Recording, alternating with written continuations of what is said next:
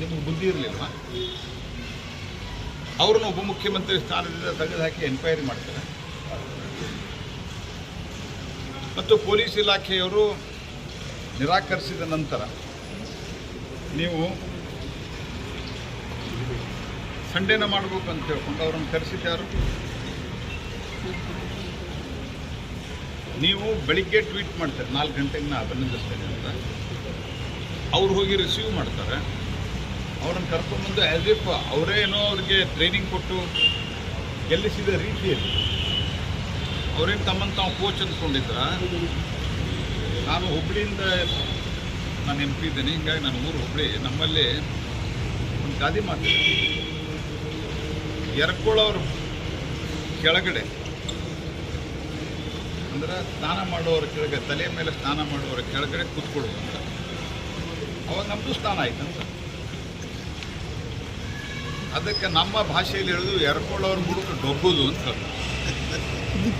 ಡೊಗ್ಕೊಂಡು ಬುಡಕ್ಕೆ ಕೆಳಗ ಮ್ಯಾಲೆ ಅವ್ನ ತಲೆ ಮೇಲೆ ಬಿದ್ದು ನೀರು ಹೋಗ್ಬಿಡ್ತಾರೆ. ಅದಕ್ಕೆ ಅವ್ರು ಗೆದ್ದ ನಂತರ ನಿಮಗೆ ಅದರಲ್ಲಿ ಕ್ರೆಡಿಟ್ ತಗೊಳ್ಳೋ ಚಟ ನಿಮಗೆ. ಆ ಉಪಮುಖ್ಯಮಂತ್ರಿ ಏನು ಮಾಡ್ತೀರಿ ನೀವು ಸಿದ್ದರಾಮಯ್ಯನವರೇ? ನೀವು ಕರೆ ಕೊಟ್ಟದಕ್ಕೆ ನೀವು ಯಾವ ನೈತಿಕ ಹೊಣೆ ಹೊರತೀರಿ? ಶಾಸಕಾಂಗಕ್ಕೆ ಕಂಪ್ಲೀಟ್ ಮಾಡ್ತೀನಿ. I will take your question. ಅವ್ರನ್ನ ಅಲ್ಲಿ ಹೋಗಿ ರಿಸೀವ್ ಮಾಡಿಕೊಂಡು ಕಪ್ಪಿಗೆ IPL ಕಪ್ಪಿಗೆ, ಕಪ್ ಅಂದರೆ ಚಾದ ಕಪ್ಪಲ್ಲ,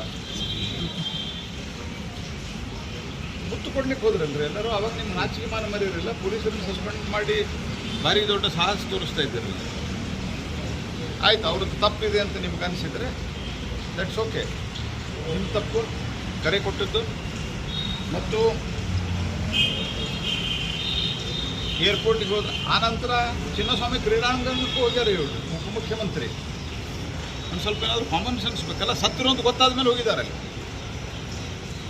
ಓಕೆ, ಅವರೇನೋ ಮಾಡಿಕೊಂಡ್ರಪ್ಪ, ಸತ್ರು ಅಂತ ಗೊತ್ತಾಯ್ತು. ಅವ್ರು ನಾಳೆ ಏನೇನೋ ಕಾರಣ ಹೇಳ್ಬೋದು, ನಮ್ಗೆ ಗೊತ್ತಾಗಿರಲಿಲ್ಲ ಅನ್ಬೋದು, ಮತ್ತೊಂದು ಅನ್ಬೋದು, ಏನೋ ಹೇಳ್ಬೋದು.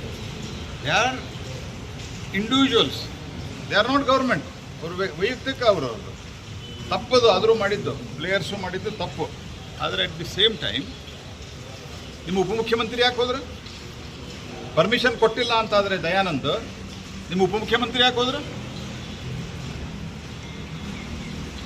ಈ ಹಿಂದೆ ಮೂಢ ಹಗರಣ ನಡೆದಾಗ ನೀವು ಯಾರ ಮೇಲೆ ಕ್ರಮ ತೆಗೆದುಕೊಳ್ಳಿಲ್ಲ. ಅವಾಗೂ ಅಧಿಕಾರಿಗಳ ಮೇಲೆ ಜವಾಬ್ದಾರಿ. ವಾಲ್ಮೀಕಿ ಹಗರಣ ನಂತರ ಅಧಿಕಾರಿಗಳು, ಯಾಕಂದ್ರೆ ನಿಮ್ಮದೇ ಇನ್ವಾಲ್ವ್ಮೆಂಟ್ ಇತ್ತು. ವಾಲ್ಮೀಕಿ ಹಗರಣ ನಡೆದ ನಂತರವೂ ಸಹಿತ ನಿಮ್ಮ ಹೈಕಮಾಂಡದ್ದು ಇನ್ವಾಲ್ವ್ಮೆಂಟ್ ಇತ್ತು. ದುಡ್ಡು ನೀವು ಲೋಕಸಭಾ ಚುನಾವಣೆ ಕೊಟ್ಟಿದ್ರಿ. ಯಾವಾಗ ED ಅವರು ಕ್ರಮ ತೆಗೆದುಕೊಂಡು ಕೋರ್ಟ್ಗೆ ಗೊತ್ತು ಆವಾಗ ತೊಗೊಂಡ್ರಿ.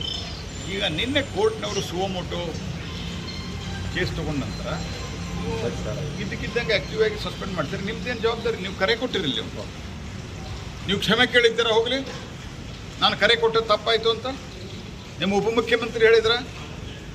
ಮತ್ತು ನನಗೆ ಗೊತ್ತಿರೋ ಮಟ್ಟಿಗೆ ಈ IPL ತಂಡ, RCB ತಂಡ, ಅವರು ನೆಕ್ಸ್ಟ್ ಡೇನ ಮಾಡೋಕ್ಕೆ ತಯಾರಿರಲಿಲ್ಲ. ಇವರೇ ಒತ್ತಡ ಹಾಕಿ ಅವರನ್ನು ಕರೆಸಿ ಮಾಡಿದ್ದಾರೆ.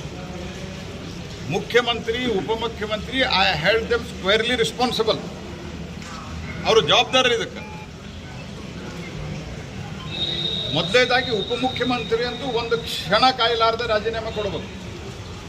Not even a single moment he has right to continue in his post. ಏನದು ಅದು? ಅಲ್ಲಿ ಯಾರಿಗೂ ಹೋಗಿ ಗುಂಡಾಗರ್ದಿ ಮಾಡೋದು, ಹೊಡೆಯೋದು.